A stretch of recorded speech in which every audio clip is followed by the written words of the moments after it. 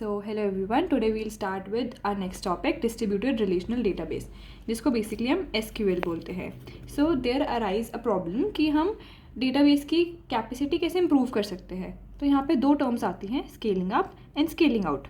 Basically scaling up के पीछे ideology है कि हम अपने हर डेटाबेस सर्वर की जो पावर है, कैपेसिटी है, वो इंक्रीज़ करते जाए.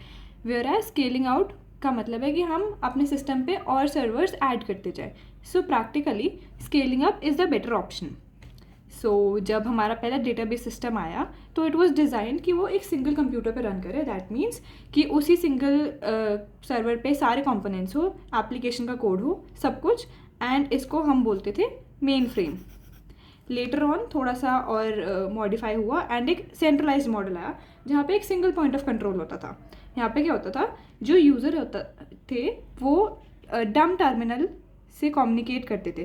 बेसिकली ना डम टर्मिनल इसलिए बोलते थे बिकॉज जो एप्लीकेशन कोड होता था वो यहाँ पे नहीं होता था. फिर ये जो डम टर्मिनल होते थे ये मेन सर्वर से कम्युनिकेट करते थे, देन यूज़र को डेटा मिलता था. Later on with the evolution arrive the client server model. So यहाँ पे हमने एक एग्जांपल लिया है बिजनेस का. फॉर एग्जांपल अगर कोई बिजनेस टैक्टिक्स इम्प्लीमेंट हो रही है तो जो प्रेजेंटेशन और बिजनेस लॉजिक है वो यूज़र वर्क स्टेशन पर इम्प्लीमेंट होता था. By user work station I mean उनके पर्सनल कंप्यूटर्स. एंड देन वो personal computers single backend database server से कम्युनिकेट करते थे to fetch the data. Next topic, database replication. So basically replication का main ideology है जो हमारा लोड है उसको डिस्ट्रीब्यूट करना. This helps in achieving high availability of data.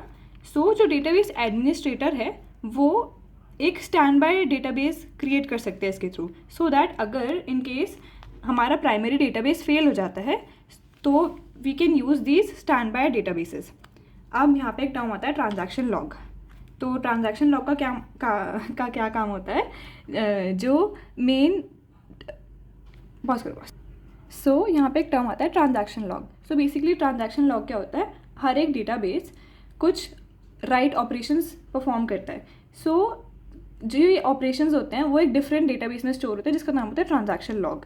These operations could be insert, update, delete. Basically ideology ये होती है कि अगर हमारा प्राइमरी डेटाबेस in case for some reason fail हो जाता है तो एटलीस्ट जो हमारे चेंजेस हैं वो किसी दूसरे डेटाबेस पे स्टोर हो जो कि ट्रांजैक्शन लॉग पे स्टोर होते हैं. This is done to maintain data integrity and recovery.